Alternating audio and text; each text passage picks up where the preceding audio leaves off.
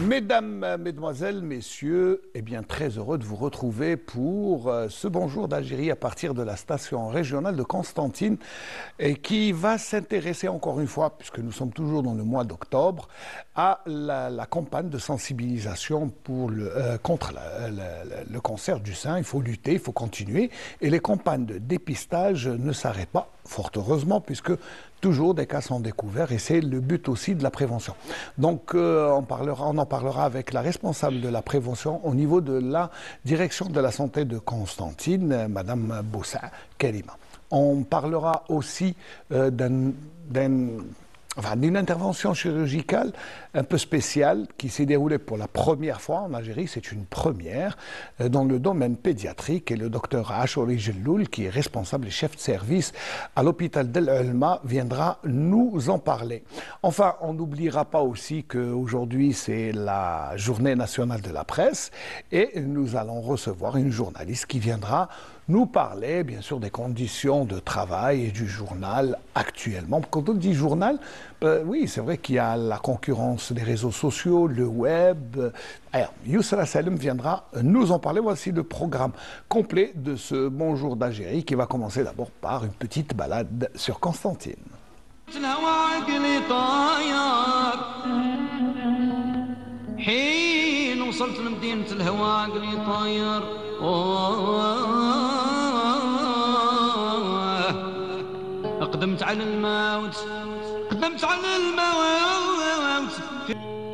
Moi, je ne m'en lasse pas. Je ne sais pas, docteur Boussa, si vous êtes comme moi. Oui. Marhaba bik. D'abord, bonjour. Je rappelle, docteur Karima Boussa, que vous êtes responsable de la prévention au niveau de la direction de la santé de la population de la wilaya de Constantine. Oui. Je ne me suis pas trompé. Oui. Très bien. Alors, marhaba bik d'abord, parce que nous sommes en plein mois d'octobre. Octobre, c'est l'Octobre Rose, dédié à la sensibilisation pour lutter contre le cancer du sein. Alors, vous avez, je crois, établi un riche programme qui a commencé le 1er octobre et qui continue de se dérouler. D'abord, je vous remercie pour cette invitation, pour participer à cette émission de ce Bonjour d'Algérie. Bonjour à tout le peuple algérien. Et puis, pour commencer, pour parler du programme qui est prévu de la part de la direction de la santé pour réussir le mois. Oui, surtout le mois d'octobre rose, qui est très important. Donc, il est toujours dans le cadre des activités, des campagnes de sensibilisation initiées par la direction de la santé. C'est sûr, en coordination avec les établissements de santé qui sont implantés dans tout le territoire de la wilaya, mais aussi en coordination avec des établissements, d'autres établissements des différents secteurs, dans une démarche audacieuse de la part de notre direction. C'est vrai que cette année, audacieuse. Oui, il faut le reconnaître, cette année, vous avez pris le taureau par les cornes. C'est une démarche très audacieuse afin de consolider le principe d'intersectorialité, surtout en matière de préservation de la santé publique, sur lequel le ministère de la Santé a organisé un forum international fin du mois de juin dernier, sous le slogan « La santé dans toutes les politiques ». Donc la santé est vraiment au quotidien et ça fait partie d'un programme spécial donc pour... Exactement, oui. Donc nos équipes sont déplacées dans les établissements des différents secteurs dont j'ai parlé et ils se sont déplacés afin d'offrir des soins, des conseils, des informations et aussi des formations au profit du personnel et aussi aux usagers de ces institutions et établissements. Alors, moi, ce que j'ai remarqué, pardon de vous couper, mais c'est que la première opération, si on peut l'appeler comme ça, c'était d'abord sortir dans la rue, au centre-ville. Exactement, depuis le 1er octobre, depuis le 1er du mois rose, donc, et en réponse aux instructions, c'est sûr, du ministère de la Santé, et grâce aux efforts déployés de la part de Madame la directrice de la santé de la wilaya de Constantine, notre direction a commencé à mettre en œuvre un programme pour faire un succès de ce mois rose. Donc en commençant d'abord par la rue, et cela par le placement des stands d'exposition pour sensibilisation et dépistage au niveau du centre-ville de la wilaya de Constantine et aussi au niveau de la nouvelle ville, Ali Menjli. Afin de faire des campagnes et de donner des conseils aux femmes, surtout des femmes, ce qui était très populaire auprès des femmes hindoues. C'est qu'il y a un succès, il faut dire qu'il y a beaucoup de femmes très intéressées. Il y avait beaucoup de femmes, exactement. Donc, après la rue, j'ai déjà parlé des institutions et établissements dont nos équipes ont déjà participé dans ces campagnes de sensibilisation à leur niveau. Donc, actuellement, à l'heure actuelle, il est organisé également à l'aéroport Mohamed Boudiaf des journées de sensibilisation sur une durée de 3 jours. Sensibilisation et de dépistage contre le cancer du sein. À l'intention des passagers ou à l'intention des travailleurs? Les deux. À l'intention des travailleuses et des passagères voyageant sur Air Algérie. Et on a procédé aussi à la vaccination contre la grippe saisonnière. D'accord, qui fait aussi partie de votre domaine, de votre secteur. Exactement. Alors, puisque vous avez visité plusieurs écoles, mais bon, pas seulement l'aéroport, vous êtes parti au milieu carcéral, vous êtes parti au milieu scolaire, vous avez touché beaucoup de... D'ailleurs, après le 1er octobre, s'est lancée la campagne de sensibilisation contre le cancer du sein. Au milieu du mois rose, il a été donné aussi le lancement officiel du début de la campagne de sensibilisation contre la grippe saisonnière à partir de la maison des sujets âgés et des personnes sans famille, Hama Bouzienne. Nous avons un reportage, on le verra à la fin de ce plateau, à la fin de ce débat. Nous avons un petit reportage sur le lancement de la campagne, contre la grippe. Et pour rester dans le mois d'octobre rose, puisque vous avez ciblé certaines entreprises, l'une des entreprises ciblées était la télévision, la station régionale, et vous nous avez rendu visite. Exactement, oui. Avec une équipe.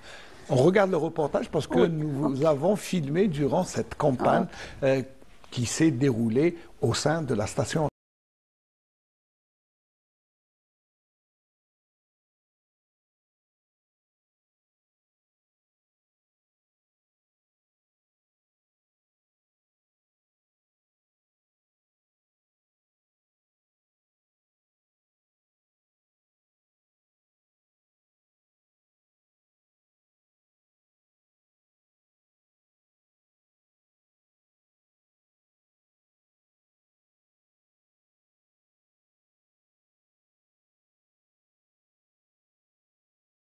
وعيتونا وعطيتونا لوكازيون اننا اون سو بران اون شارج ا طون بوتيتر. هذه حاجه اللي ما نديروهاش فينا حنايا خوفا من ان واحد يلقى روحو مريض ولا. ميرسي اونكور اون فوا. درت فحص طبي، اقتنعت باللي لازمني نروح ندير إلي غران طون بفيلاج في كل شيء. زدت اكتسبت معلومات وحايد اخرين باللي لازم يروح العبد الوقايه خير من العلاج. هذه المبادرة جد إيجابية بالنسبة لنا، حنا كعاملات في التلفزيون كيجينا ولقينا الألوان وردية ارتحنا نفسيا لهذه الحملة التحسيسية ضد سرطان الثدي، والحمد لله تلقينا بطاقم طبي متخصص في هذا المجال. بالنسبة لي أنا هي حاجة مليحة وإيجابية جدا، وتبقى دائما الوقاية خير من العلاج. حملات التوعية تلعب دورا حيويا في نشر الوعي حول المرض وأعراضه مما يسهل الفحص المبكر. فادتنا كامل، كاين امور ما كناش على بالنا بهم، دونك كانت جيده وفعاله.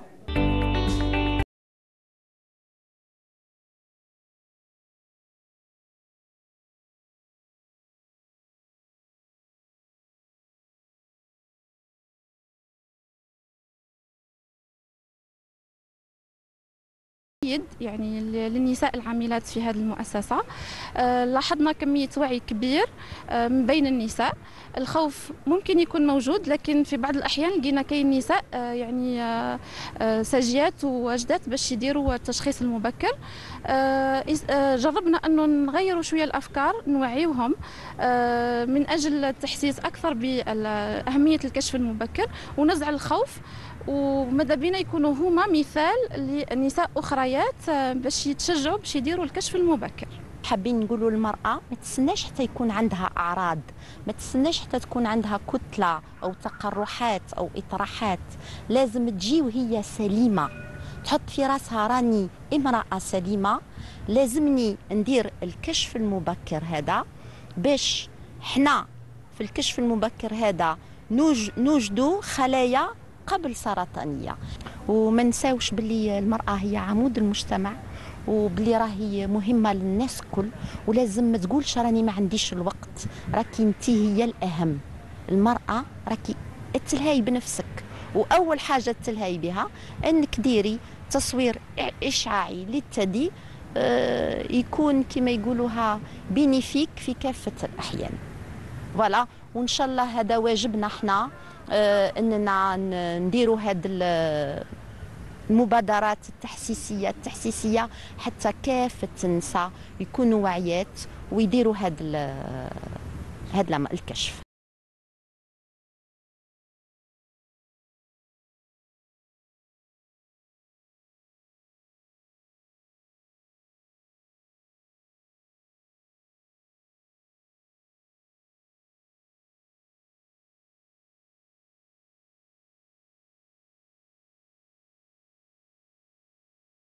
Pour les travailleuses de la télévision, vous avez remarqué, c'est comme ça, hein, c'est des discussions, c'est ce que vous faites en ce qu'on a fait justement au niveau de toutes les institutions, même d'ailleurs c'est ce qui s'est déroulé hier au niveau de l'aéroport au profit du personnel féminin.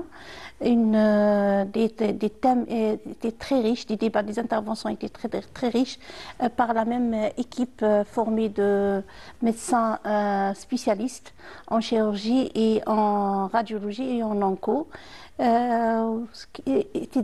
Était tellement bénéfique qu'on a pensé à refaire l'expérience au niveau d'autres secteurs, notamment l'universitaire. Alors oui, l'université, c'est votre prochaine destination pour la campagne. Pour cet après-midi, Inch'Allah. Cet après-midi, Inch'Allah. Oui, cet après-midi. Vous avez ciblé les cités universitaires. Cité universitaire de la Fatma Soumel et Ali Menjdi numéro 3 au niveau de la nouvelle ville. Voilà, bon, la même équipe, je pense que c'est la même équipe. C'est la même équipe avec d'autres équipes formées de sages-femmes et de psychologues et d'assistants sociaux et infirmières pour assurer le dépistage et informer la population ciblée. D'ailleurs, l'équipe qui est formée de médecins, elle assure la communication et les interventions pour sensibiliser les gens à l'importance de détecter les maladies avant qu'elles ne s'aggravent. Et surtout au milieu estudiantin, c'est des jeunes filles, c'est à la fleur de l'âge, donc il faut mieux s'y prendre le plus vite possible. Enfin, on ne le répétera jamais assez, c'est plus la maladie détectée précocement, plus elle est mieux prise en charge. D'ailleurs, on n'a pas ciblé uniquement l'universitaire, on a essayé de toucher d'autres groupes, par exemple les écoliers et aussi les femmes dans les établissements de réadaptation, le CODIA. D'ailleurs, on a fait une campagne. Oui, en milieu carcéral aussi, il y a des femmes. En milieu carcéral, oui. C'est bien d'aller vers elles. En milieu carcéral. Justement, le doublement, les deux événements dont j'ai parlé, la sensibilisation, les campagnes de sensibilisation contre le cancer du sein pour le dépistage précoce et aussi la vaccination contre la grippe saisonnière. On en parlera après, on a encore un autre parce sujet. Parce que c'est deux événements importants. Mais vous êtes en train de les faire marcher ensemble. À la fois. Le déroulement se déroule. Et en milieu scolaire, Pourquoi les enfants? Vous avez ciblé les enfants? On a ciblé les enfants, c'est toujours en réponse aux instructions de la tutelle, sous le slogan du « Je soutiens ma maman pour faire le dépistage ». Parce qu'il faut il faut sensibiliser les enfants, parce que c'est sûr, un enfant a il a un impact sur les parents. Sur les il a parents. Une influence. Exactement, une influence justement, c'est ça. Une influence sur sa maman, et c'est sûr, elle va être convaincue par rapport à ce qu'il ramène son enfant comme bagage dans sa tête par rapport à la gravité de la maladie, où il va l'encourager à faire dépister avant, Inch'Allah. C'est bien de mettre en avant les enfants pour justement sensibiliser les parents. Alors, c'est vrai que la campagne continue. Bon, vous allez continuer à l'aéroport, l'université, mais est-ce qu'il y a d'autres? Parce que le mois se termine dans une semaine. Hein. Le mois se termine dans une semaine, justement. Après le doublement les deux événements importants durant le mois rose, ce qui nous a donné une impulsion de relever d'autres défis.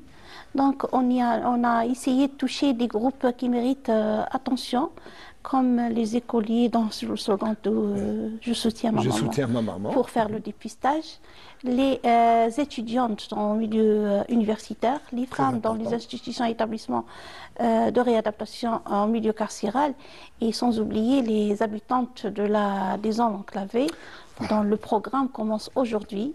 Les zones d'ombre, voilà, c'est les coins reculés, là où Exactement. Les femmes probablement ne sortent pas et ne viennent pas aux polycliniques ou aux établissements hospitaliers.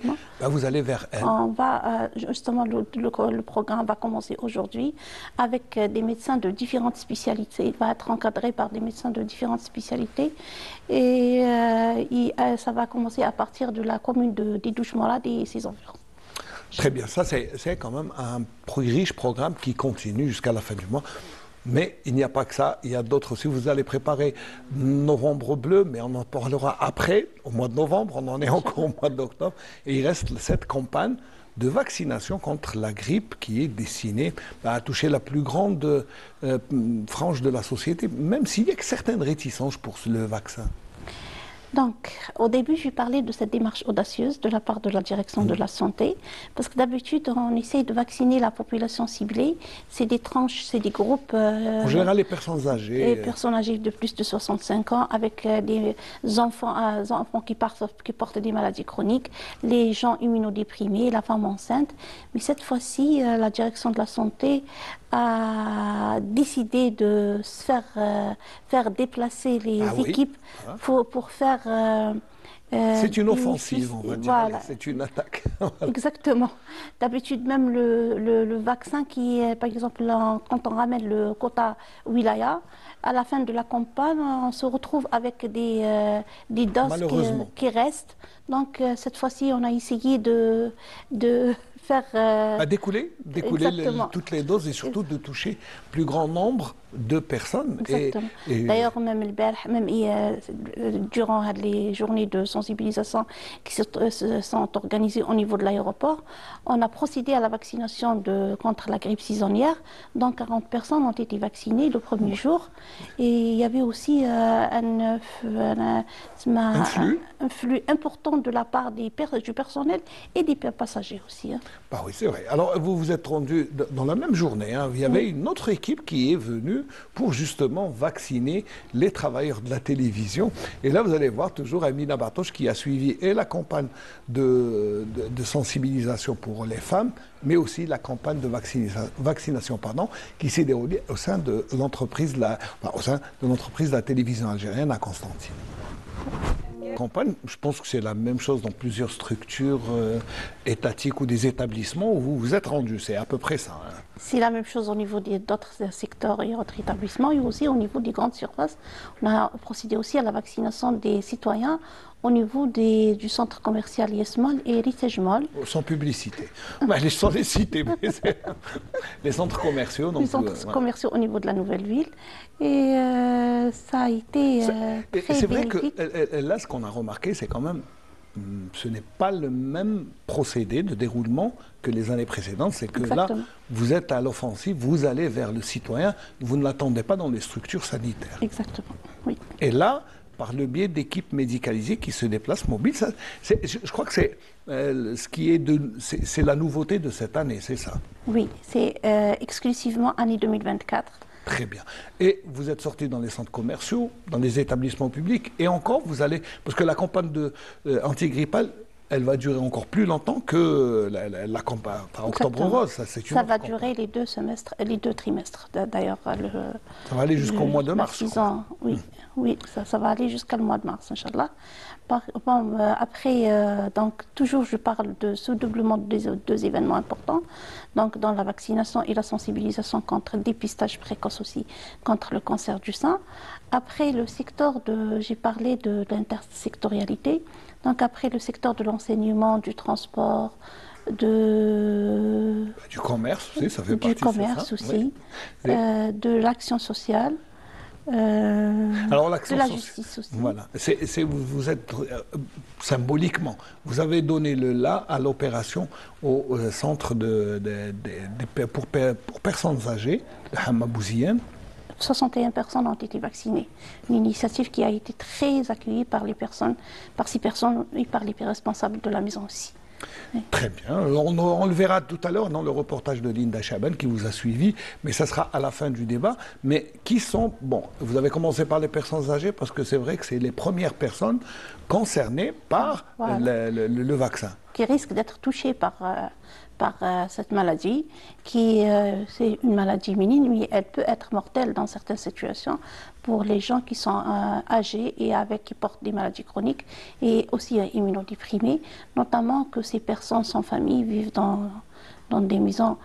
Certes, il y a une prise en charge, mais quand même, l'immunodépression, c'est pas par rapport c'est pas une question de prise en charge, c'est une question d'âge. Exactement. Voilà, immunodépression, ça veut dire que c'est une immunité qui est affaiblie, c'est ça. Peut-être faut expliquer, c'est ça. Oui. L'immunité qui est affaiblie chez un sujet qui dépasse les 65 ans et qui porte, parce que les tares commencent à partir de 45-50 ans. Donc à l'âge de 65 ans, j'imagine que ces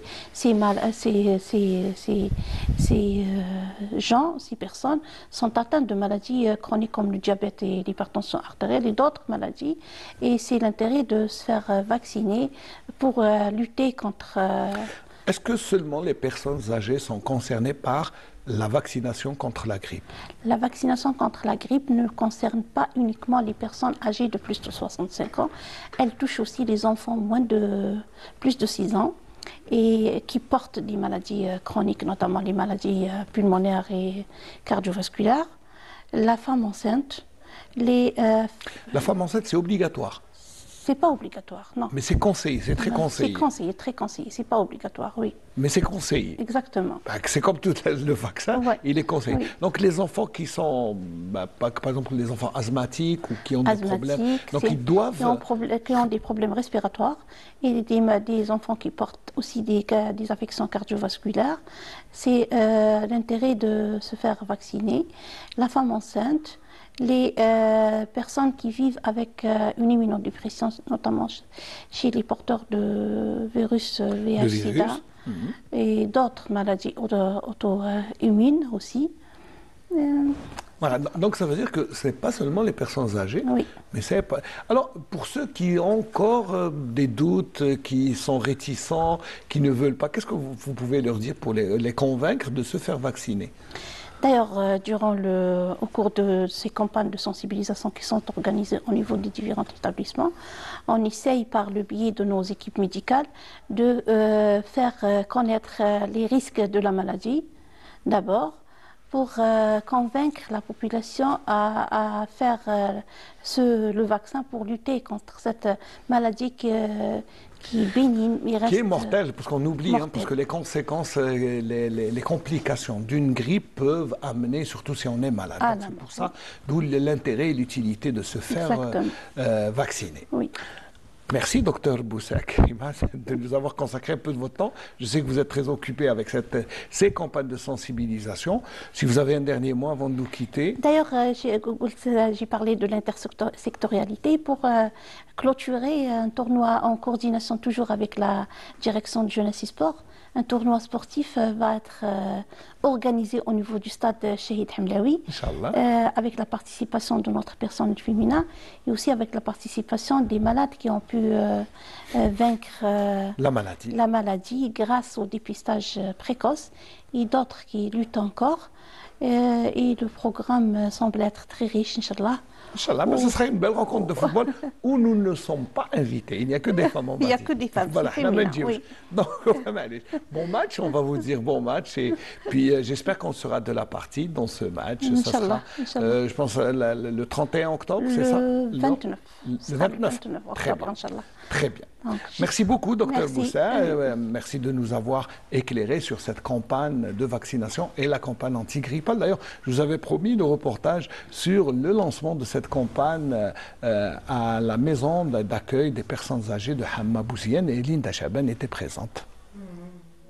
Donc le reportage de Linda Chaban, comme promis, sur la campagne de vaccination contre la grippe saisonnière.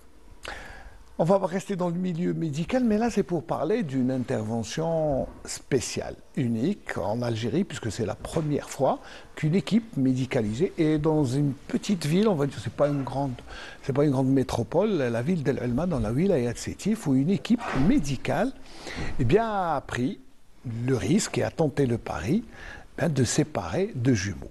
Ça, c'est très important parce que c'est la première fois que ça se passe en Algérie et le professeur Achouri Jelloul est venu spécialement d'El Elma pour nous en parler. Marhaba bik. Merci beaucoup. Bonjour à vous et à tous les techniciens. Bonjour à nos téléspectateurs. Je suis très fier et très heureux d'être avec vous. Vous savez, l'honneur est pour nous, vraiment. Et je suis tout d'abord très fier d'être à Constantine, cette grande ville, capitale de l'Est de l'Algérie, capitale arabe de la culture. Il y a Ibn Badis, il y a les Nomidiens, ne sont pas bêtes de choisir cette ville comme capitale. C'est vrai que c'est l'une des plus vieilles capitales dans le monde et on oublie des fois parce que, à force de côtoyer Constantine et ses pans et son histoire, on oublie que c'est l'une des plus vieilles métropoles dans le monde. C'est juste de 3000 ans. C'est toute une page d'histoire. Et il faudrait des émissions pour en parler. Moi, j'ai des grands amis, des bons amis à Constantine. Alors, de facto, vous avez fait vos études de médecine. On a fait un passage à Constantine et sincèrement, merci pour l'invitation. Et je suis un chirurgien pédiatre. Voilà, c'est ce que je voulais justement. Je suis professeur en chirurgie pédiatrique. Je suis récemment installé à la tête d'un service universitaire à l'Elma. C'est le HS de l'Elma. Et j'ai soulevé le défi pour mettre en place un dispositif et pour mettre en place un service leader. Un service leader par une équipe jeune qui a été formée au niveau de CHU. La majorité, c'est mes éléments. Et également, c'est de prendre le flambeau et continuer le travail de nos maîtres. Nos maîtres qui ont commencé la chirurgie pédiatrique. À leur tête, M. Aboul-Oula Rabbi Yarhamou, qui a créé la chirurgie pédiatrique en 1969. C'était un chirurgien pédiatre, et après Aboul-Oula, il y a M. Bekat, c'est le premier chirurgien pédiatre de formation. La chirurgie pédiatrique, pour savoir, c'est pour tout le monde. Oui, la chirurgie pédiatrique. Comment est d'abord la chirurgie pédiatrique? La chirurgie pédiatrique, il y a deux mots-clés dans la chirurgie pédiatrique. Il y a la chirurgie réparatrice, parce que le chirurgien pédiatre, dans la majorité des cas, il répare des malformations. Donc c'est une chirurgie réparatrice. Et qui dit réparation, dit l'art, on n'a pas le droit à l'erreur. Il y a le côté cosmétique et esthétique. Et également, il y a également la prise en charge de l'enfant de la période parfois néonatale jusqu'à l'âge adulte. Il y a toujours des petits détails à régler, même dans la période, dans l'âge adulte. Alors, sur cette intervention qui est, je vous dirais, pourquoi autant de temps pour qu'elle se réalise? Pourquoi avoir attendu autant de temps De toute façon, c'est une pathologie très rare. Il faut savoir, cette malformation, c'est une malformation congénitale. L'enfant est né avec cette malformation. On peut la diagnostiquer même en période avant la naissance, en antinatal, grâce à la collaboration de nos confrères gynécologiques. Et c'est une pathologie très rare. Il faut savoir qu'une naissance sur 500 000 grossesses gémellaires. C'est-à-dire c'est très rare. Moi, personnellement, dans ma vie, j'ai vu deux cas. Le premier cas, c'était en 2002. Et c'était le démarrage. En 2002, grâce à notre maître, M. Issennen, c'était à Sétif, j'étais résident, jeune résident, il nous a expliqué le cas. Ça n'a pas marché à cause d'un petit souci technique. Mais c'était mon rêve de réaliser cette intervention. C'était mon rêve de la réaliser. Et pendant 26 mois, qu'on prépare l'intervention. C'est quoi jumeau-parasite? Jumeau-parasite. Alors qu'est-ce que vous entendez par jumeau-parasite? Jumeau-parasite, le terme technique, c'est fœtus et une fœtus. Ou bien syphopégus, c'est le mot scientifique. Alors mais je vais être plus simple, ça veut dire qu'il y a deux... Je vais être très simple. Voilà. Je vais être très simple. Dans la vie intra-utérine, on a deux jumeaux à coller au niveau n'importe quel point du corps, mais à un certain moment, il y a un fœtus qui va prendre l'ascendant sur l'autre. C'est-à-dire, un, il va continuer le développement et l'autre, non. On est obligé, après la naissance, de les séparer. La particularité de notre enfant, c'est qu'il y a deux trucs. Premièrement, la période néonatale, il avait d'autres malformations. Il n'avait pas d'anus. Il y a un problème d'évacuation des urines, c'est-à-dire on est obligé de faire un geste de sauvetage ou bien un geste dans le cadre d'urgence pour dériver les matières et les urines. Et après une série des examens radiologiques, on a décidé de les séparer. Et ici, je tiens à remercier les parents. Parce que c'est vrai que les parents, il faut le dire, qu'ils ont reçu des offres pour aller à l'étranger, avec des sommes... C'était pas facile de résister devant ces... Mais sincèrement, ça c'est une fierté pour nous. Parce qu'ils vous ont fait confiance. Oui. Et ici, pour ça, je n'avais pas le droit à l'erreur. Ah, c'est une pression supplémentaire.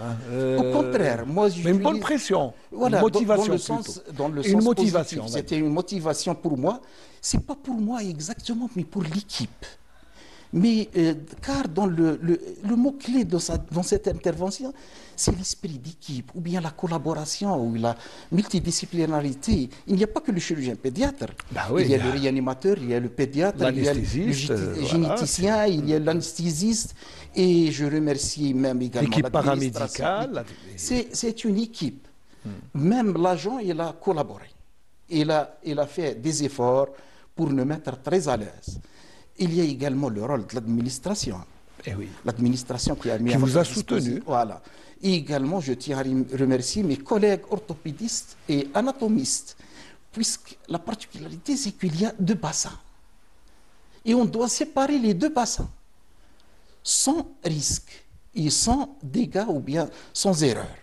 C'était très difficile, mais croyez-moi que j'étais très à l'aise, puisque j'étais très bien entouré par mes collègues chirurgiens pédiatres, c'est des jeunes chirurgiens pédiatres, mais c'est une équipe motivée, ambitieuse, et croyez-moi que c'est l'intervention la plus difficile dans ma vie.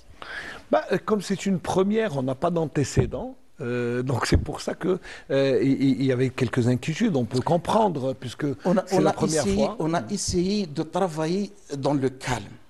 Et la sérénité. Oui, puisque mettre de la pression supplémentaire, c'est pas évident de la gérer. Alors, et le chirurgien pédiatre, parfois, il ne peut pas partager le stress avec les autres. Il doit le garder pour lui-même. Il doit être calme. Bonjour le colon. Mais quand même, c'est une fierté pour l'Algérie. C'est une fierté pour la chirurgie pédiatrique. Et comment?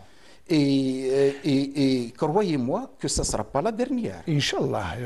J'espère d'abord qu'il n'y aura pas de malformation à la naissance. Mais ce qui est bien, c'est que maintenant, si par malheur il y a des malformations, il y a au moins une équipe médicale qui peut le prendre en charge. Et c'est notre objectif principal, c'est de créer des pôles multidisciplinaires par excellence, ou bien un centre de référence. Et ça se fait à l'échelle mondiale. Croyez-moi que même dans les pays les plus développés en matière de médecine, le médecin il ne peut pas toucher à toutes les pathologies. Il y a ce qu'on appelle un centre de référence, un qui opère plus que les autres une pathologie X, certainement qu'il la maîtrise mieux que les autres. C'est normal, c'est la spécialisation du chirurgien.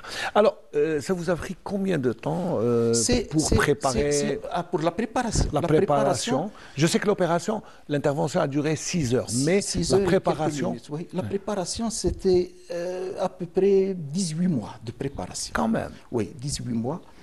Et on avait un petit souci, parfois technique, parfois... ça n'a rien à voir avec la science, mais dès qu'on a les moyens, on a décidé de faire le geste. Alhamdoulilah, c'était avec un très très grand succès, où je lance un appel pour faire confiance. Il faut faire confiance aux techniciens algériens. Ah ben, oui. Il faut mettre les moyens, le paquet, et faites confiance aux chirurgiens pédiatres algériens et tous les médecins, je dirais. Tous les médecins. Je crois qu'il faut se faire confiance à soi-même. Et ça fait que la formation algérienne, elle est là. Bon, elle est de qualité. Voilà. Là, on n'a pas la preuve. Elle est en train de se mettre en évidence. On va regarder quand même le reportage qu'ont réalisé Saïd Bellounis et Walidi Khlef, qui se sont rendus à l'hôpital pour voir de visu et surtout rencontrer les parents.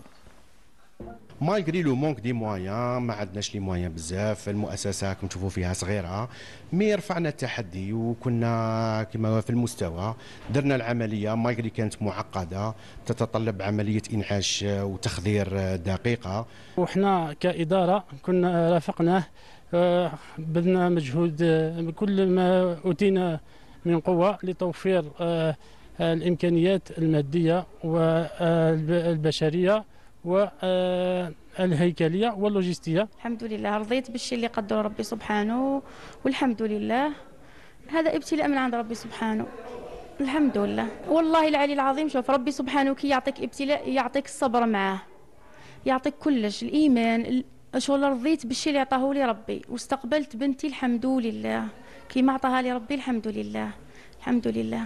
صح عانيت شويه صعوبات يعني سورتو بنتي راهي كولوستومي عندي شويه صعوبات معاها. Reportage avec des images de Sétif et de l'université de Sétif. Voilà. Parce que c'est important de dire que vous continuez pas seulement à exercer mais à former. Oui, je suis un professeur en chirurgie pédiatrique et je suis un maître de conférence à la faculté de médecine de Sétif. C'est-à-dire on assure la formation des médecins, des externes, c'est-à-dire les futurs médecins généralistes et la formation des futurs médecins spécialistes. Et qui dit formation dit activité pédagogique et scientifique. Et c'est notre objectif principal, c'est de publier, c'est de former, c'est partager l'expérience. C'est partager l'expérience avec les autres. Ça, c'est le mot-clé. Achour, il ne peut pas travailler seul. Non, il doit voilà, et je ne peux pas opérer tous les malades de la région. Donc, on doit partager l'expérience et la science.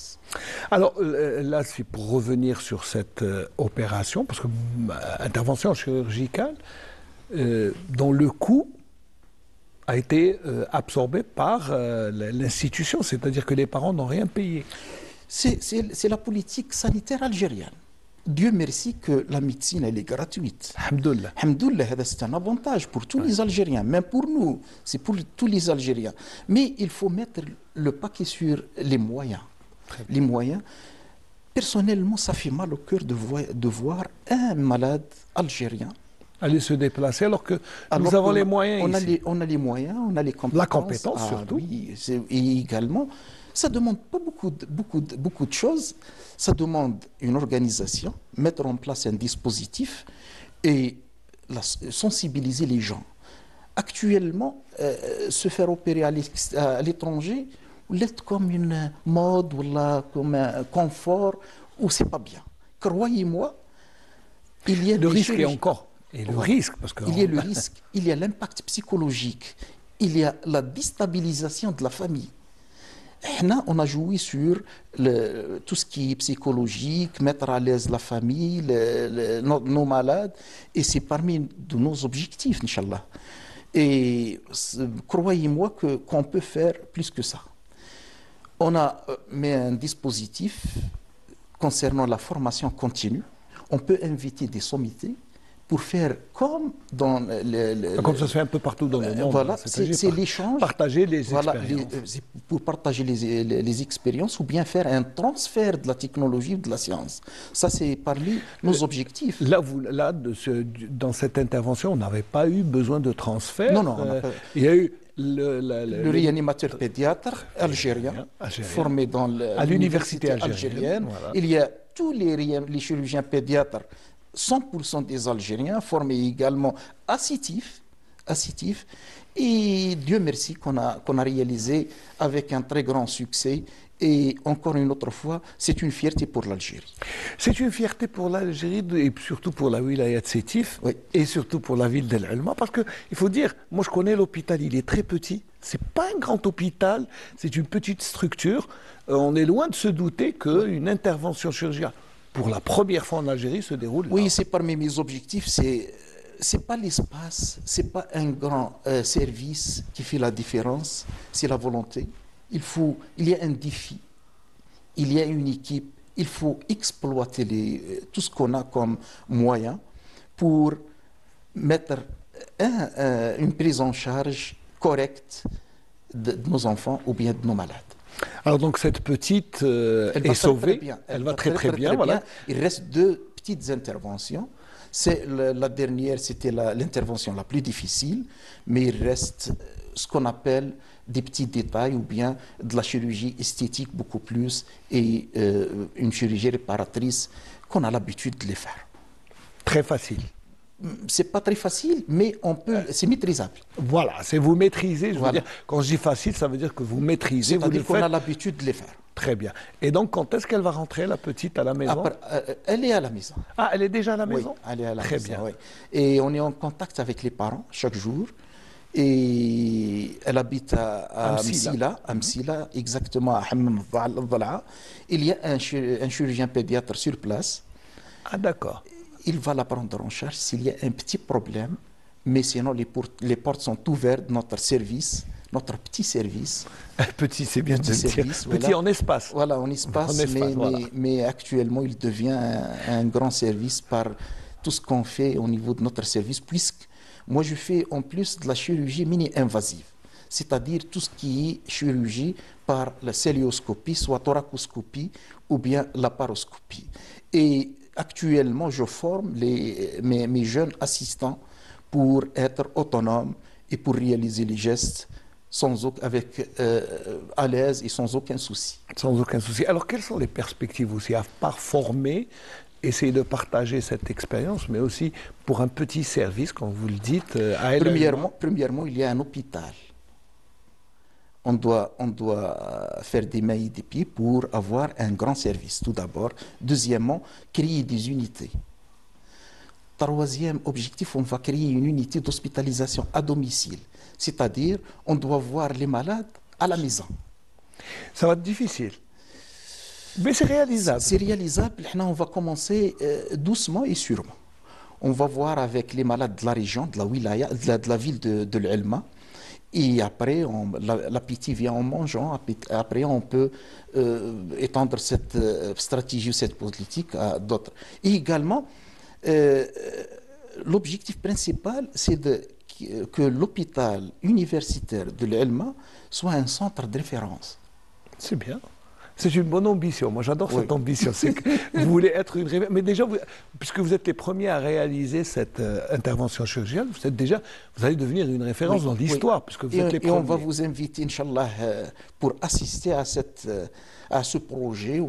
Vous allez nous accompagner pour voir... Vous savez, nous sommes comme vous, un service public. Nous sommes là à votre disposition. Au contraire, avec grand plaisir. C'est toujours un plaisir d'accompagner des compétences algériennes. Également, j'ai un principe que les portes sont ouvertes pour la bonne prise en charge des malades. N'importe l'origine, je ne cherche pas l'origine des malades, mais c'est un malade algérien, marhaba bih. Et est-ce que vous êtes prêt à vous déplacer, par exemple, au sud du pays, à l'ouest, au centre? Là, on a des conventions. Hier, on a fait un conseil médical. On a 2 conventions. jumelage, c'est-à-dire pour opérer les malades.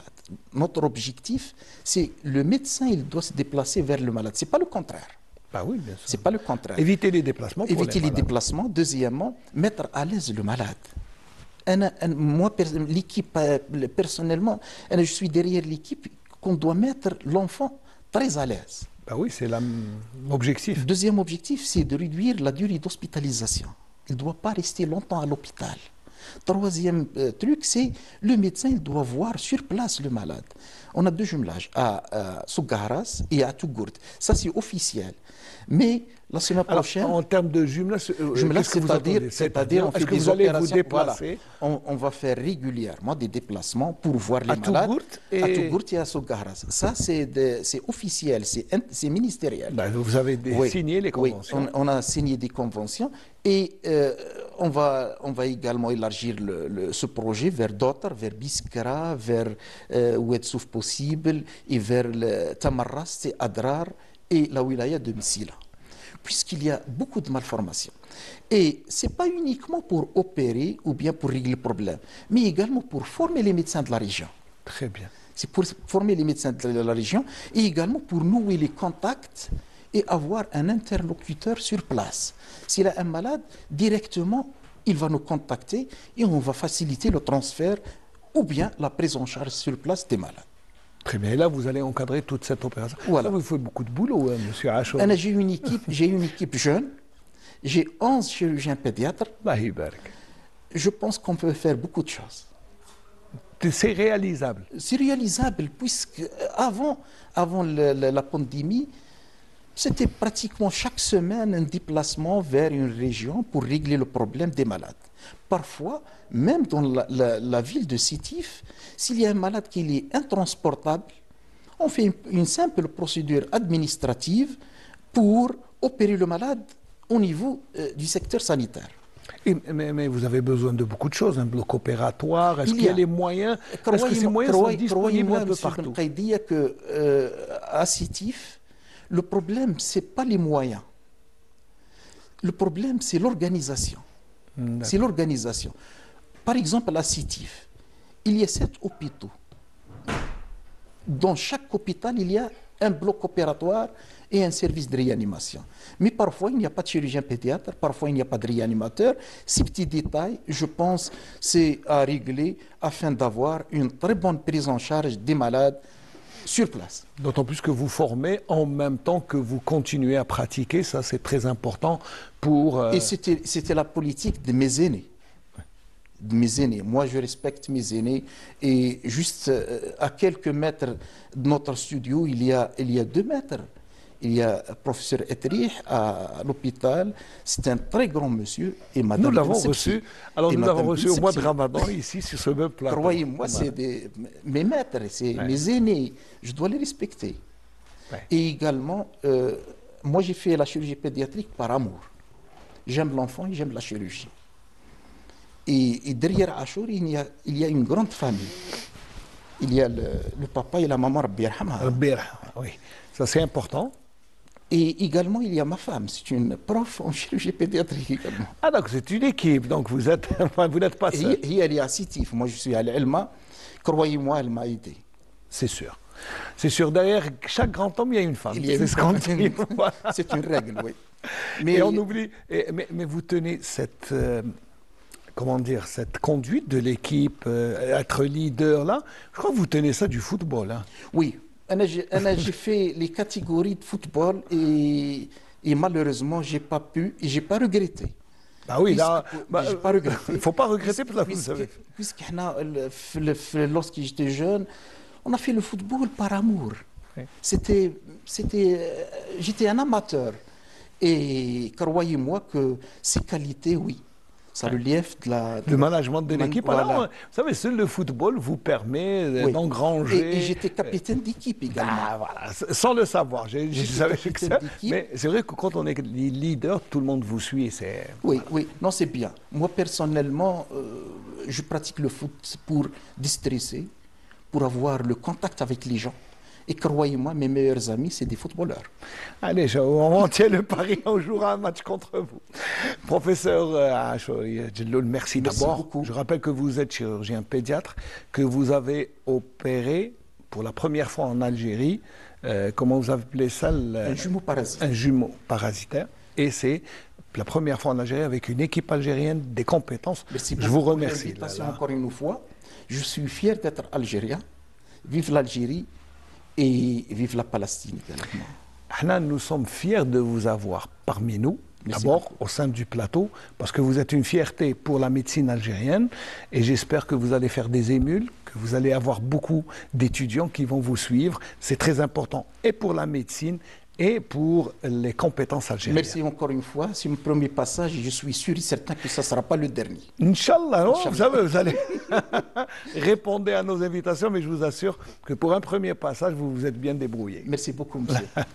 Professeur Achouri Djelloul de l'hôpital responsable, chef de service chirurgie pédiatrique à l'Elma, qui nous a fait le plaisir de venir nous raconter le déroulement de l'opération du jumeau parasitaire pour la première fois en Algérie.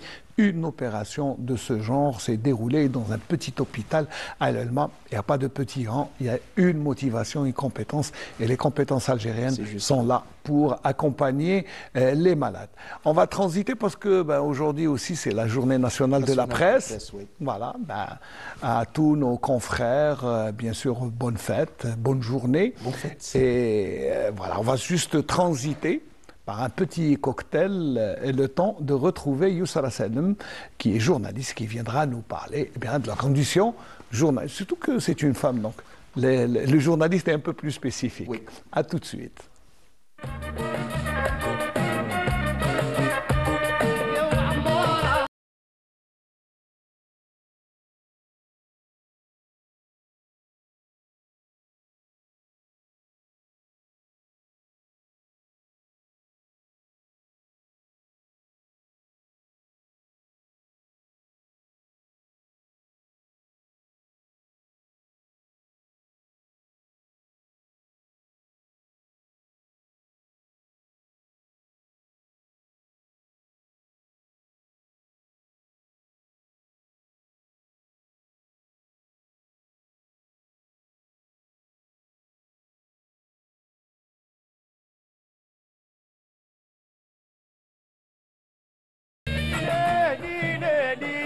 عيله ليلة يا عيله ليلة وعلى الصيف العالي عيله ليلة عيله ليلة يا عيله ليلة وعلى الصيف العالي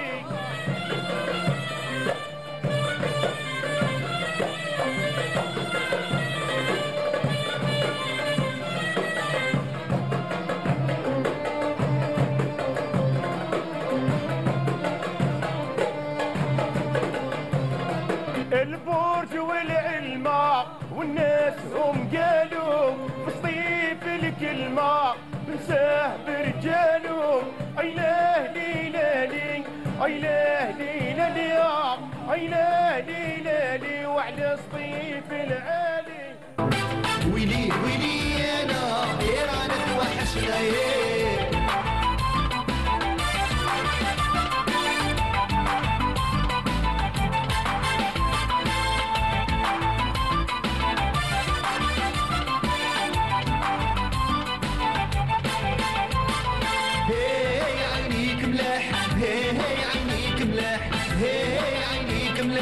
نشوفك راني نرتاح هي روح روح هي روح روح هاتوا لي الحمامة سابة زينة الجنان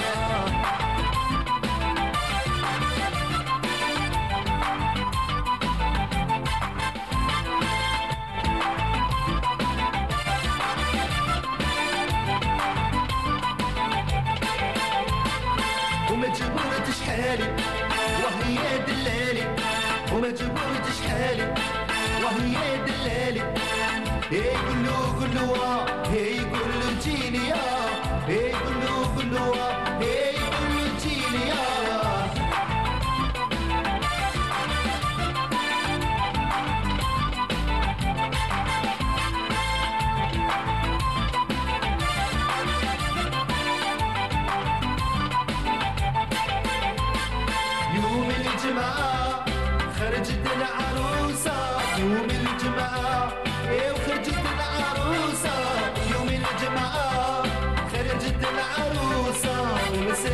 ذهبي ايوا التاج محروجه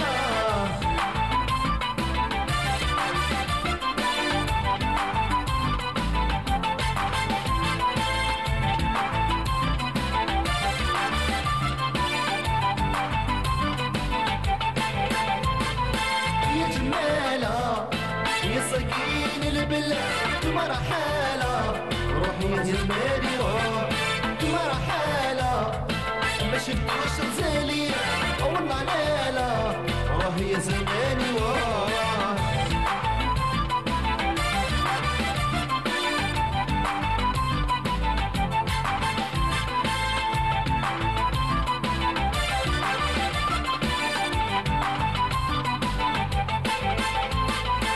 عمار عمارة عمار فيني يا عمار فيني ما جاش عمارة ايش يصبرني يا ايه رايح كله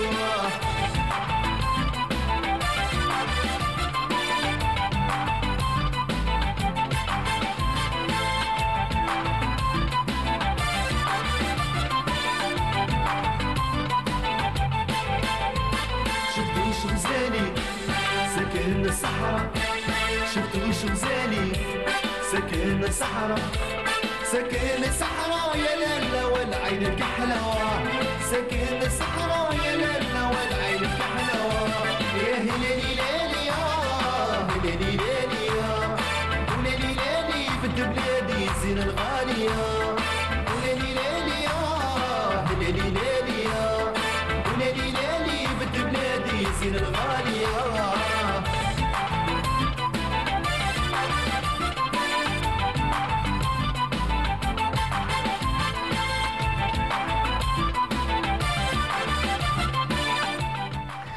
Toujours plaisir de revoir Lahir Hamoul, Lies Taifi, mais aussi c'était un bon cocktail de chansons sétifiennes. C'était pour un peu rendre hommage à notre ami, le professeur Achouri Djelloul, qui est un chirurgien pédiatrique et qui a opéré un jumeau parasitaire pour la première fois en Algérie, ça c'est bien. Mais on ne va pas parler de médecine. On va parler de presse. Yousra Salem, bonjour. Bonjour. Ça va? Ça va, merci. Pas trop de stress, ça va? Pas vraiment, non. Pas vraiment. Alhamdoulilah. Alors aujourd'hui, c'est la journée nationale de la presse. C'est toujours, on va dire, une journée qui marque symboliquement la corporation. Mais avant de commencer, d'abord, je voudrais rendre hommage à un journaliste qui nous a quittés hier et qui sera enterré aujourd'hui. C'est Salem Zouawir, Allah yarhamou, qui est retraité. Il a travaillé à la télévision, notamment à la station régionale de Constantine et de Ouargla, avant d'embrasser une carrière dans la presse écrite. Et il nous a quittés hier à l'âge de 76 ans. Il sera enterré aujourd'hui, après la prière de Dohor au cimetière de Zouari, Slimane de Constantine, Allah yarhamou. Puis mes plus sincères condoléances à la famille, en mon nom personnel, mais aussi en nom de toute la station régionale, des travailleurs de la télévision de Constantine et la télévision algérienne qui rendent hommage à un ancien collègue, Rabbi yarhamou. Mais voilà, mourir le jour de la journée de la presse, c'est pratiquement un hommage de la corporation à quelqu'un qui voilà. Oui. Métier difficile que l'on fait, Yousra, hein? Noble et difficile, à la fois. Parce que il faut le faire par vocation, hein, par amour. Donc, alors, vous êtes dans la presse écrite, donc c'est un peu spécial, même si la presse écrite actuellement fait face à un défi extraordinaire qui est cette rude concurrence du téléphone, des réseaux sociaux, des...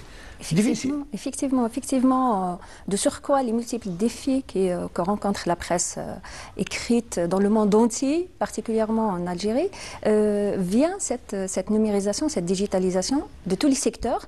Donc la presse écrite ne peut pas être épargnée de ce changement, de ce développement. C'est-à-dire, par exemple, avant de spécifier la chose ou de se focaliser sur la presse, il faut avoir aussi un contexte des données. Par exemple, moi je vais vous parler de la digitalisation d'une manière générale. En général. Exactement, où par exemple on parle de destruction créatrice, par exemple dans le monde, 300 emplois ont disparu avec la création de 500 à l'échelle mondiale et tous dans le domaine du numérique. Donc s'il y a une plus-value de 200 quand même, c'est ce qui est bien. C'est ce qui est bien, on effectivement. On perd 300, mais on gagne 200 travailleurs de plus. Effectivement, effectivement. Et quand on parle aussi de la contribution de la numérisation au PIB, par exemple, additionnelle dans le monde, c'est 30%. Par exemple, en Afrique, c'est une moyenne de 3%. Et il y a même des pays qui ont atteint déjà 7%. Donc, c'est très important. C'est dans tous les secteurs et le journalisme fait partie de ces secteurs dans la presse. Et en Algérie, on a quand même un taux d'intégration de la téléphonie mobile à 110%. 110%, ça veut dire que tout le monde a un portable. Exactement. Un Algérien peut avoir plus d'un appareil connecté. Donc, on est à 24 utilisateurs sur les réseaux sociaux. 24 millions, je précise. 24 millions, c'est extraordinaire. Plus que la moitié.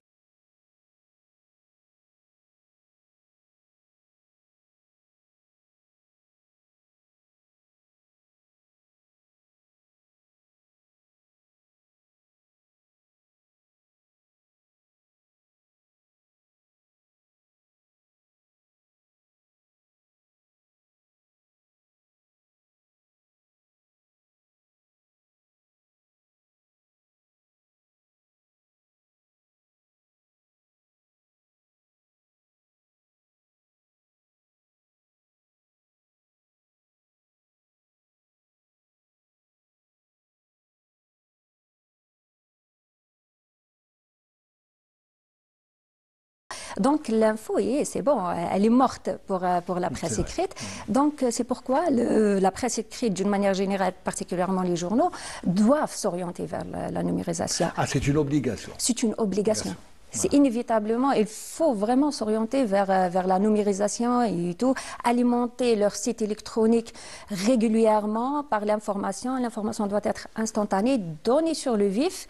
On remarque par exemple certains journaux à l'échelle mondiale très connus qui ont plus de 100 ans d'existence. La presse algérienne demeure très jeune par rapport... en fait, déjà, aujourd'hui, pourquoi c'est la journée nationale de la presse? C'est la date de la journée de la création du journal Moujahid. Donc, voilà, donc c'est pour ça. Et effectivement, donc, ces journaux-là n'ont pas vraiment, n'ont pas changé leur manière de travailler, mais ils se sont focalisés dans le papier, sur, par exemple, les reportages, les enquêtes et tout, mais l'info d'actualité est donnée sur le site. Exactement. Alors, ça veut dire qu'il y a un autre regard sur l'information. Effectivement. Non pas seulement... Donc, ça veut dire que le scoop est mort. On va le tuer. On n'est plus dans l'esprit de scoop en réalité. Le scoop peut être donné par un journal, mais traité d'une autre manière par un autre, et ça va être plus lu. Hein.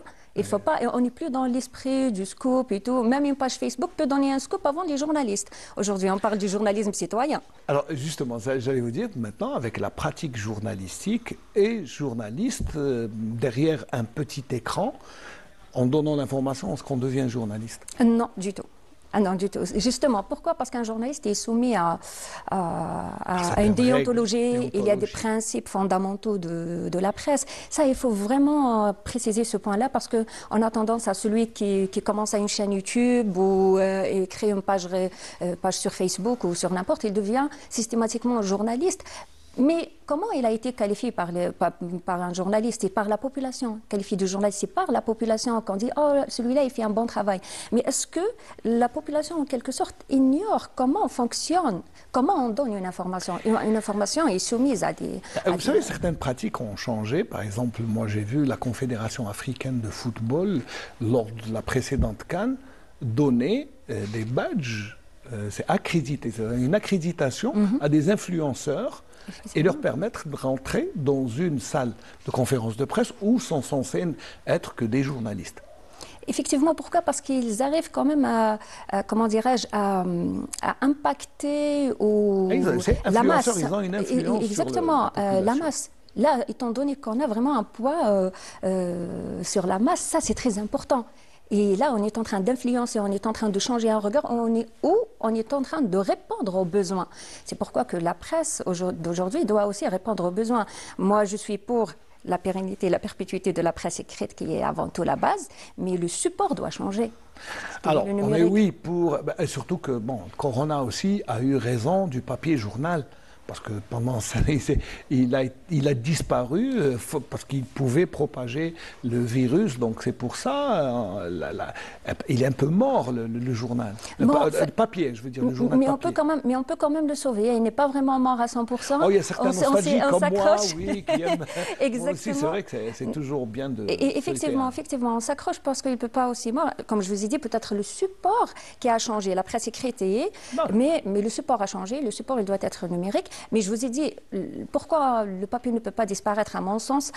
Parce qu'il s'agit de documents, d'archives. Il peut être aussi utilisé comme un document, par exemple, de recherche, comme peut-être dans 100 ans, dans 20 ans, il y a certains. Moi, ça me rappelle un journaliste étranger qui est venu une fois à Constantine pour présenter son ouvrage.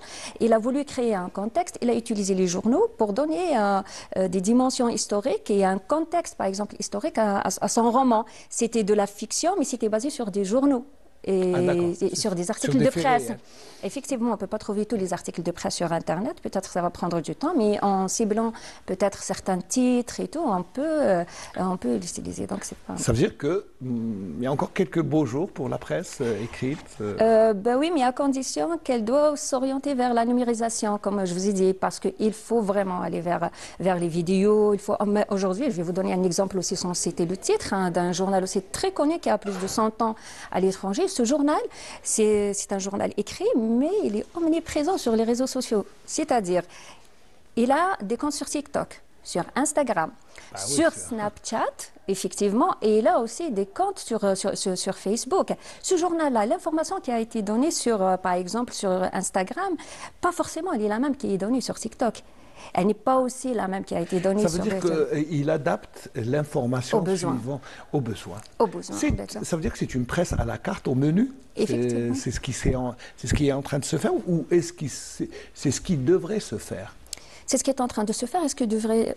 Les deux à la fois, particulièrement aussi en Algérie, parce qu'on voit cette mutation. On est en train vraiment de vivre cette mutation et on ne peut pas rester en déphasage par rapport à cette évolution, en décalage. Il faut vraiment suivre. Sinon, c'est la presse qui va s'auto-éliminer. C'est la presse écrite qui va... va éliminer, non. Exactement, mais il faut vraiment suivre cette évolution. Ça, c'est un des premiers défis relevés par la presse, surtout dans... Mais quels sont les autres défis? La liste des défis de la presse sont multiples. La liste est très longue. On ne va pas les citer, effectivement. Mais le premier aussi défi, c'est aussi l'accès à l'information, ce qui est vraiment très très important. Et il y a cette information qui est donnée, comme on a dit, par les réseaux sociaux, peut-être sans aucun respect ni de la déontologie, ni des règles, ni même pas de la réglementation. C'est pourquoi on voit des pages Facebook fermées par la suite. Donc, oui, il y a eu plusieurs pages qui donnent comme ça l'information et on entre dans la manipulation. Exactement. Donc, ça devient dangereux, là. Effectivement, mais en même temps, il y a aussi la presse réglementaire qui travaille d'une manière réglementaire et tout. Elle fait face aussi à l'information, à l'accessibilité de l'information. Bien que, pour être votre aîné, je crois qu'il y a une trentaine d'années, c'était beaucoup plus difficile l'exercice, parce qu'il n'y avait pas de cellules de communication, de chargés d'information, de communication. Maintenant, là, ce qui est bien, c'est que, bon, d'abord, les réseaux sociaux, on vous communique, les communiquer rapidement. Ça, c'est très bien, parce que, vous savez, nous, on était encore à l'époque du fax, qui était une innovation pour nous. C'est vrai, c'est vrai. Donc, mais après, il y a eu tout ce qui est réseaux sociaux, c'est des outils excellents pour les journalistes. Bien sûr, bien sûr. Bon, pour aborder d'abord le volet des chargés de communication, ça c'est vrai, c'est très important. À l'époque, vous exactement, vous faites un travail vraiment énorme. Heureux était celui qui avait le numéro de téléphone du responsable du tel secteur. Effectivement. Aujourd'hui, on remarque bien sur aussi les pages officielles, par exemple, on donne des informations et tout. Mais cette information a été déjà donnée. On trouve par exemple dans les pages Facebook, par exemple d'un organisme, d'un organe et tout, on trouve des milliers de followers. C'est-à-dire 1 millier de followers, c'est de la population, ce n'est pas tous des journalistes, donc l'information a été donnée. Donc là, le traitement de l'information revient aux journalistes. Il doit être complètement différent. Il ne faut pas prendre l'information telle qu'elle est, la donner, non, parce qu'elle est disponible. Elle est disponible. Peut-être aussi, ça, c'est un... Je ne sais pas si je vais dire que c'est un inconvénient, mais c'est un avantage, peut-être pour revenir après sur l'information. Le journaliste doit se muter. Se muter, exactement. Donc on revient toujours à la case de départ qu'il doit se muter. C'est vrai sur sur l'information, mais il y a aussi certaines informations qui sont nécessaires, certaines informations que peut-être ne sont pas données, par exemple, n'ont pas été données dans les communiqués et tout, ou peut-être le journaliste veut faire une analyse, c'est pourquoi moi j'ai dit qu'il faut faire une analyse. Il faut que les chargés de communication doivent avoir aussi assez de détails, assez d'informations. Par exemple, quand un journaliste se présente avec une carte de presse et il dit, bon, je veux telle et telle information, on ne doit pas lui dire, bon, il faut attendre encore une semaine. On est dans l'ère de la rapidité. C'est vrai que c'est très rapide. Exactement, c'est très rapide. On a du mal à suivre. Exactement, donc il faut avoir cette information dès qu'on se présente avec une carte de presse. Donc rapidement, il ne faut pas attendre, on ne peut pas attendre. Mais qui doit attendre? C'est vrai que c'est une époque d'impatience. Tout le monde est impatient d'avoir et l'information et la... Mais sinon, on va dire, est-ce que la presse algérienne, parce qu'elle a toujours répondu aux défis, d'abord nationaux et internationaux, elle a toujours été là. Par exemple, le problème palestinien a toujours été traité avec beaucoup de, on va dire, de professionnalisme par les journalistes algériens. Bah oui, il a été toujours traité par professionnalisme, mais aussi par solidarité. Exactement, qu'on le veuille ou non, la position de l'Algérie est tellement claire. On ne peut pas discuter. Impossible. Donc, c'est la réalité. Donc, dans ce sens-là, elle était toujours présente. Elle a fait quand même, c'est la moindre des choses à faire pour le peuple palestinien et pour la cause palestinienne. Vous semblez la prendre comme une nécessité d'exercice professionnel. Bien sûr. On ne peut pas être... vu la mentalité de l'Algérien, et aussi là, là on ne va pas faire la part des choses comme... Pas des choses, mais il faut dire que... Mais c'est une position courageuse de la part du journaliste, même si elle est naturelle. Bien sûr. Il faut regarder autour un peu, vous allez vous rendre compte que le journaliste algérien est professionnel. Et professionnel dans ce sens, oui. En comparaison avec certains organes de presse à l'échelle mondiale, hein, parce qu'il y a cette disparité, il y a aussi cette comment dirais-je, écart abyssal quand même très très grand dans le traitement, par exemple, dans la guerre en Ukraine et celle de la Palestine. Là, on remarque vraiment... Eh oui. Et c'est complètement... Il faut dire que là, et sans parti pris, il faut dire que le journaliste algérien jouit quand même d'une assez grande liberté. Exactement. Par rapport aux autres journalistes, si on voit comme on le dit, ceux qui nous font des leçons, les donneurs de leçons de démocratie, de liberté d'expression, sont très mal placés dans la gestion de l'information par rapport, par exemple, à ce qui se passe en Palestine ou à ce qui se passe en Ukraine ou au Liban. C'est important. Donc on revient justement à cette définition de la liberté d'expression des donneurs de leçons. On a remarqué que finalement la liberté d'expression est relative. Même, on ne peut pas être libre à 100%. Ça, c'est naturel. Bon, il y a toujours des limites à tout. Mais on a remarqué que la presse à l'échelle internationale s'est révélée à la fin. Exactement, pour dire que voilà, il faut la liberté d'expression, il ne faut pas se taire. Peut-être eux, ils peuvent je sais pas, jongler sur certains faits et tout, mais quand il s'agit exactement, de la Palestine, dans leur intérêt, dans l'intérêt de la politique de leur pays, et on remarque qu'ils sont là, Comme le journaliste algérien qui a toujours été aux côtés de son pays. Bien sûr. Si on revient à nos aînés qui étaient durant la guerre de libération, ils ont utilisé leurs plumes pour libérer ce pays du joug colonial. Attention, c'est important. Pour mettre en lumière aussi la souffrance du peuple algérien, effectivement. Et là, c'est un petit, on va dire, non, mais ça relève pratiquement de l'état naturel du journaliste algérien d'être aux côtés des opprimés. C'est dans le sang. C'est dans le sang de l'Algérien. Ouais. Et un journaliste algérien, c'est un Algérien avant tout, donc il ne peut pas être différent. Voilà, alors, une journée consacrée à la presse, ça devrait conforter la corporation, je pense. C'est quelque chose de bien. Même si on le fait parfois gauchement, parfois il y a certaines situations indélicates, mais je crois que la presse se porte bien du moment qu'elle a une journée où elle est célébrée. Effectivement, oui, ça c'est bien. Il faut juste relativiser, effectivement. Et optimiser. Il faut aussi ne pas la limiter. Certes, cette journée est importante pour les journalistes, mais il ne faut pas la limiter, la cerner dans ce cadre seulement de la célébration, parce qu'il faut vraiment étendre un petit peu l'horizon de cette célébration. C'est vrai que c'est bien de la célébrer officiellement et tout, mais aussi c'est à la corporation aussi de le faire, parce que c'est bien de se réunir, effectivement, d'être unis, de la célébrer aussi à sa manière, parce que c'est bien de trouver par exemple des journaux comme ça réunis en train de célébrer ou rendre hommage par exemple à des journalistes qui nous ont quittés malheureusement, comme aujourd'hui on a perdu un journaliste, peut-être que vous ne l'avez pas connu, Salem Zouaoui, mais qui était quelqu'un de très connu à Constantine, puisqu'il avait le bureau d'un grand journal arabophone. Il était le chef de bureau pendant des années, mais avant, il était journaliste à la télévision algérienne. Voilà, donc, comme quoi la presse a toujours eu des journalistes, des relais dans le peuple, et c'est bien, ça veut dire que le peuple est aussi fait de journalistes comme ça. Oui, parce qu'en fait, le journaliste... il est issu du peuple. Effectivement, sans faire la définition académique du journalisme et du journaliste et tout, mais le journaliste, c'est en quelque sorte, c'est la voix du peuple aussi. Hein.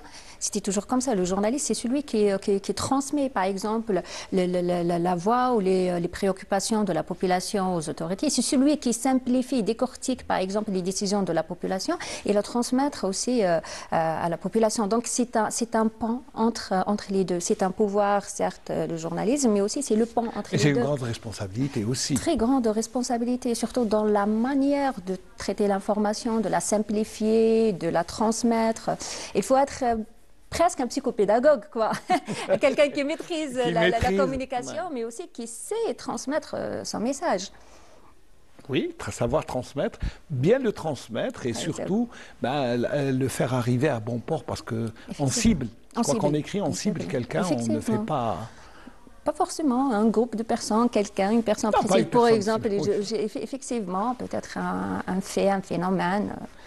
Donc, c'est un petit peu ça. Être journaliste, femme, à notre époque, ça doit être difficile. C'est plus facile qu'avant ou c'est plus difficile? Moi, je remarque d'abord, c'est vrai qu'il y a toujours eu des femmes, mais il y en a de plus en plus. Avant, il y avait moins de journalistes femmes. Effectivement, peut-être...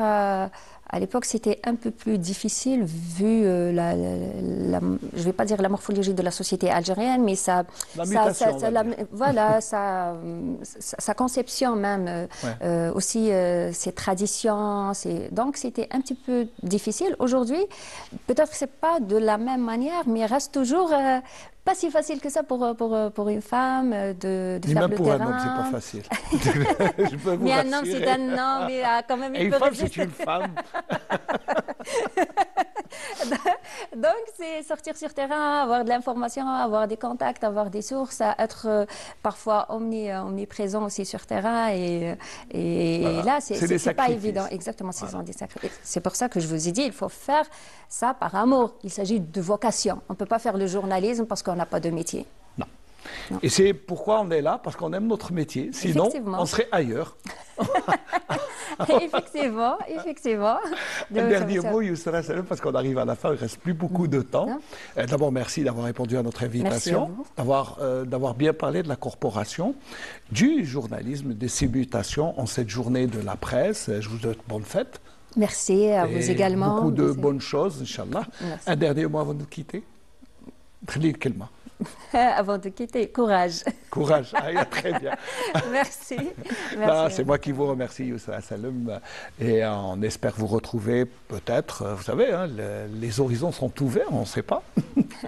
Inch'Allah, bonne fête d'abord à tous les journalistes. Encore une fois, je vais saluer toute l'équipe de la station régionale qui m'a accompagné depuis tôt ce matin pour ce bonjour d'Algérie à partir de l'est du pays, plus précisément de la station régionale de Constantine, et réalisé par Nabil Yagoubi. Je vais remercier tout le monde. Et puis à la semaine prochaine, en vous souhaitant un bon week-end et encore une fois, bonne fête à toute la presse nationale. À la semaine prochaine, Inch'Allah.